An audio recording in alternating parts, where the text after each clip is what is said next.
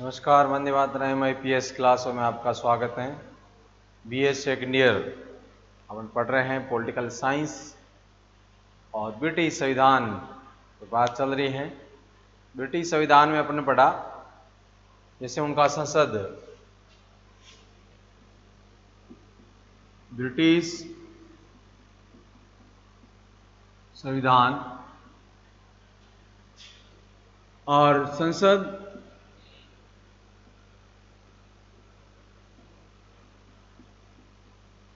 लोकसभा और लोक सदन।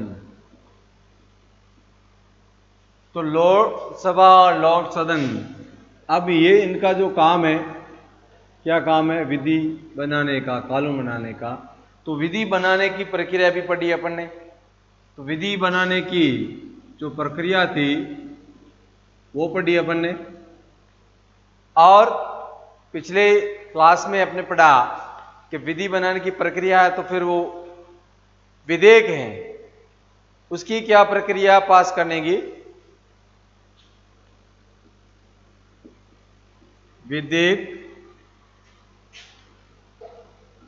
प्रस्तावित या पारित करने की विधि आपने पढ़ा, प्रक्रिया पढ़ी। तो इसमें सबसे पहले अपने पढ़ा किस प्रकार विधेयक पारित होता है, प्रक्रिया क्या है। तो 3 स्तर अपने पढ़ेंगे, 3 स्तर से होकर गुजरते हैं। उसमें अपन ने 2 पहले पढ़ लिए। कल अपने पढ़े प्रथम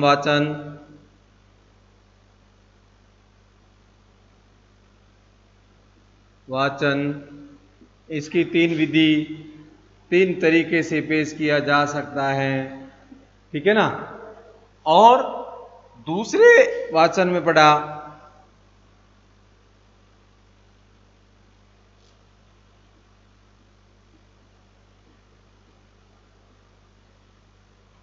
इसमें चर्चा होने के बाद इसमें प्रतिपक्ष जो है वो बातचीत का विरोध करता है और उसमें मत होने के बाद जब ये प्रस्ताव यहाँ से हो जाता है तो वो समितियों को भेजते हैं और समितियों का काम है, अगर संपूर्ण विधेयक समझी और बात हो तो संपूर्ण समिति को भेजते हैं, अन्यथा वो परमाणु समिति या स्थायी समिति जो जिस विधेयक जिस समिति के संबंधित होता है उस समिति उसको भेज दिया जाता है।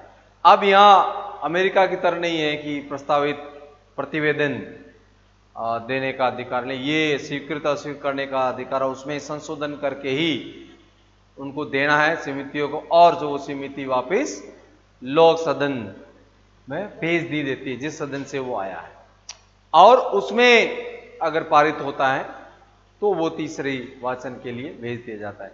आज अपन चर्चा करेंगे किस प्रकार तीसरे सदन प्रतिवेदन जब देती है समितियां और तीसरे वाचन के लिए भेज दिया जाता है। तो आज अपन बात करेंगे तीसरे वाचन की। तीसरा वाचन, अब तीसरा विधेयक जो है तीसरे वाचन के लिए जब पहुंचता है तो उस प्रकार किस प्रकार उसमें चर्चा की जाती है कि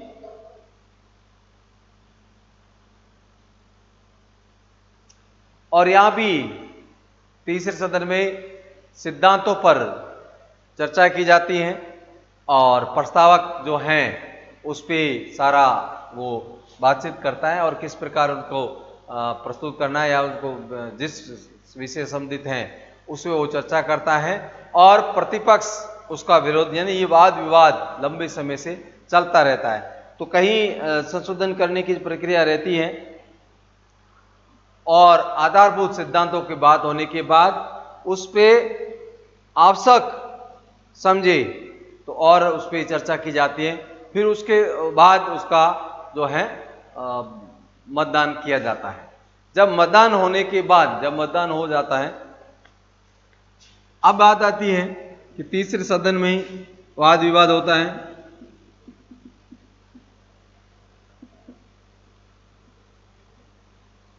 वाद विवाद होने के बाद विपक्ष भी हैं वो विरोध भी करता है, हम देखा होगा।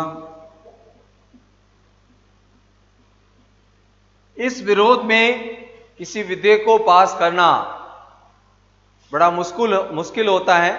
तो विधेयक में जो कंटेंट है, विधेयक में जो विचारधारा रखी है या विधेयक कानून बनाने जा रहे हैं वो जनता के हित में है या नहीं है, तो ये सारी चीजें जब दूसरे सदन में वो जीवित होकर, दूसरे वाचन में जीवित होकर जब तीसरे वाचन में जाता है तो इतना तो वो परिपक्व होकर आता है कि शायद आगे कुछ और इसकी सांसें चल सके विधेयक पर।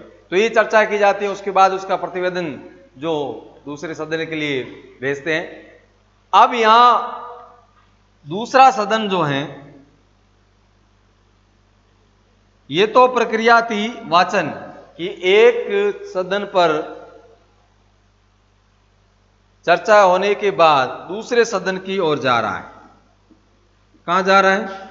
दूसरे सदन में।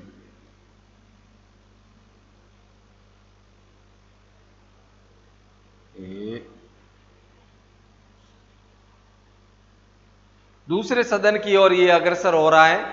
वाचन होने के बाद, तीसरे वाचन होने के बाद ये जब दूसरे सदन में जाता है पारित होने के लिए, उससे पहले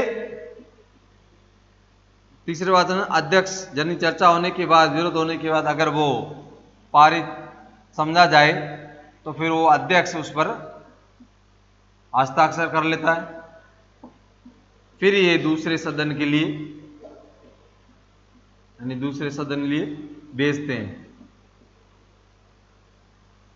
भेजे जाते हैं कोई भी विधेयक, तो फिर वो दूसरे सदन के लिए विधेयक भेजे जाते हैं। अब यहां आता है कि अगर दूसरा सदन उस विधेयक को वाचन करने के बाद, इसमें अलग अलग है, लोकसभा में पेश हुआ है, यहां अब जब दोनों के बीच में पहुंच जाता है, पहले तो एक ही सदन में चर्चाएं चल रही थी, तो दोनों सदन में चर्चा होने के बाद, एक सदन चर्चा होने के बाद अब क्या है, पहले पक्ष और विपक्ष था, अब दोनों सदन है। दोनों सदनों में मतभेद भी होते हैं, जो कई बार अपन हर देश के पार्लियामेंट या जो है कॉमन हाउस है देखते हैं किस प्रकार वो वाद विवाद होते हैं और चप्पल की प्रक्रिया भी वो चलने लगती है। तो इस प्रकार ये जो है, अब यहां से दूसरे सदन में, तो यहां फिर वो आरंभिक रूप से प्रारंभ हो जाती है वापी चर्चा, उसमें जिस प्रकार वो विधेयक वहां से आया है या फिर उसके स्वागत के लिए तैयारी की जाती है, और दोनों सदनों में विधेयक को लेकर मतभेद हो जाए और फिर उसको वापिस, मान लो ये लोकसभा वापिस भेज दिया जाए, किसके बाद? प्रथम सदन, जिस सदन ने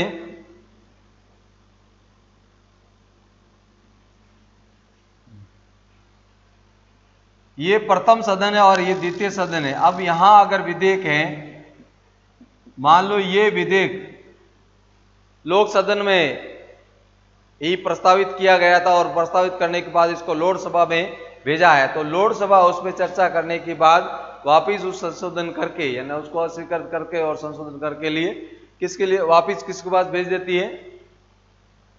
लोकसभा। समितियां भी चर्चा करके जब सभा में भेजती है, अब सदन के पास भेजती है और सदन, लोक सदन उस पर चर्चा, अब लोक सदन उसको स्वीकार करे या ना करे उस पर निर्भर करता है। और लोकसभा अगर किसी विधेयक को 1 साल तक किसी भी तरह से अपनी रिपोर्ट नहीं देती हैं, तो फिर लोक सदन है उसको पारित समझा जाता है। लेकिन अगर इस विधेयक को लोकसभा में प्रस्तावित किया गया है, तो लोकसभा ये विधेयक इसको अगर भेज देती है पुनः, तो ये इस प्रस्तावित नहीं कर सकती। प्रस्तावित करने की जो अंतिम है वो किसके पास सकती है? लोक सदन के पास।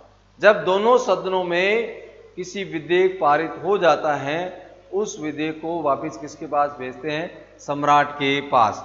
अब सम्राट के पास जब विधेयक जाता है तो उसमें भी स्वविवेक शक्तियां रहती हैं। जिस प्रकार अपने भारत देश में राष्ट्रपति के पास रहती है, तो भारत देश में राष्ट्रपति के पास रहती है, तो वहां भी सम्राट के पास रही होगी विशेषाधिकार में। तो कभी कभी सम्राट जो है अपने विवेक से किसी विधेयक को रोक सकता है या अस्वीकार कर सकता है। तो ऐसा बहुत कम होता है। जब सम्राट उस पर हस्ताक्षर किसी विधेयक पर कर लेता है तो वो विधेयक पारित समझा जाता है, यानी कानून का रूप ले लेता है। अब ये तो हुई सामान्य विधेयक की बात। अब अगर बात करें अपन वित्त विधेयक की, कि वित्त विधेयक जो है वो किस प्रकार पारित होता है और उस पर कैसे चर्चाएं की जाती है या वाद विवाद होता है। तो वित्त विधेयक की बात करते हैं। और वित्त विधेयक कैसे पास होता है, आपको ये तो पता है कि वित्त विधेयक केवल लोक सदन में ही प्रस्तावित किया जाता है। लोक सदन प्रस्तावित करने के बाद ही उसको आगे लोकसभा में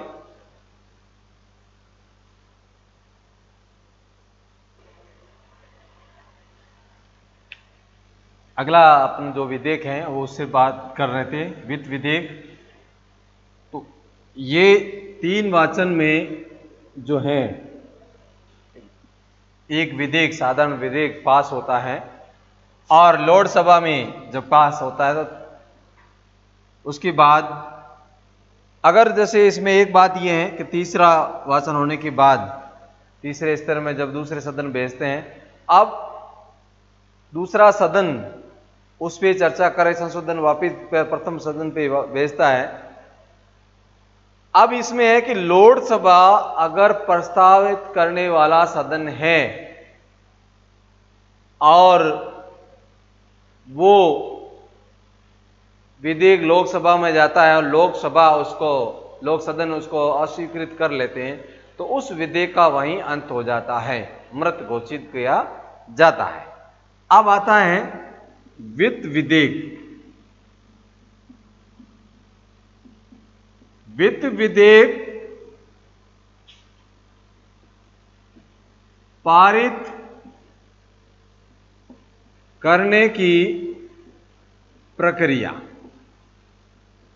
वित्त विधेयक जो है आपको यह देखना है कि साधारण विधेयक से इसको थोड़ा सा अलग, इसलिए इस विधेयक में इस प्रक्रिया वाचन की प्रक्रियाओं में अपने लिया है नहीं।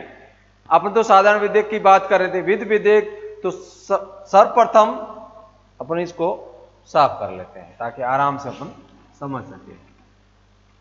तो सबसे पहले तो कि वित्त विधेयक ये समझ लो कि लोक सदन में ही पारित किया जाता है, उसको लोकसभा में पारित नहीं किया जाता, केवल लोक सदन में ही पारित किया जाएगा। वित्त विधेयक जो विधेयक है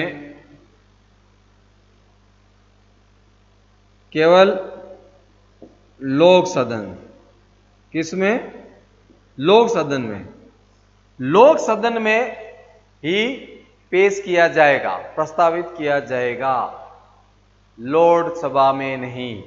इसमें ये देखना है क्योंकि ये वित्त में 2 चीजें आती हैं, 2 भाग है। आप एक तो है आय का और ये है क्रम का। तो ये 2 भागों में अपन को देखना पड़ेगा कि किस प्रकार वित्त विधेयक जो है पारित होता है। ऐसा ना हो केवल अपने एक ही चर्चा की जाए। तो सबसे पहले यानी इसका आय और व्यय में प्रतिवर्ष इसका उद्देश्य क्या है? देश, भारत देश जो भी देश है उसकी आय व्यय और आय होगा तो व्यय होगी ना। पहले तो आय व्यय, आय व्यय पे चर्चा करने के लिए प्रतिवर्ष जो आप कह रहे हैं बजट बनाया जाता है जिसके दोनों को मिला। अब ये विधेयक अलग अलग भागों में, नंबर 1 व्यय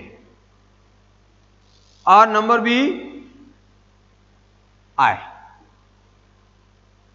अब यहां जो विधेयक के बारे में चर्चा कर रहा है, प्रसारित कर रहे हैं, सबसे पहले सभी विभागों से ये रिपोर्ट मांगेंगे, क्या व्यय हुआ अलग अलग, और वो अपनी रिपोर्ट जब भेजते हैं और फिर अलग अलग आय क्या हुई, क्योंकि आय होगी तभी तो आप बजट, आय और व्यय आयु कर दिया, तो यही तो क्या है बजट। तो ये बजट जो है, बजट जो पेश किया जाता है, तो वित्त मंत्री के द्वारा फरवरी के लगभग महीने में इसको पेश किया जाता है। तो दोनों जो है मिलाकर, तो सबसे पहले आय पर व्यय पर खर्चा देखा जाता है और वो रिपोर्ट अपनी पास भेज देते हैं उसको, ताकि उस पर चर्चा हो। फिर अलग अलग जो विभाग से आय की चर्चा की जाती है। तो ये क्या बन जाता है, वित्त विधेयक का बजट जो है, फिर बजट उसको पेश किया जाता है।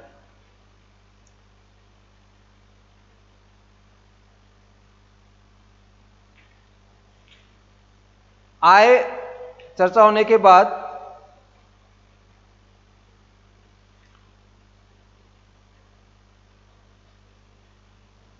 यहां लोक सदन में चर्चा होने, दोनों सदनों के पास फिर संपूर्ण समिति के पास इस चर्चा के लिए भेज दिया जाता है, ताकि वित्त विधेयक पर वो चर्चा करें और उसके बाद फिर वो आगे उस पर वाचन के लिए या सदन के लिए वापिस भेज देते हैं। और पूर्ति समिति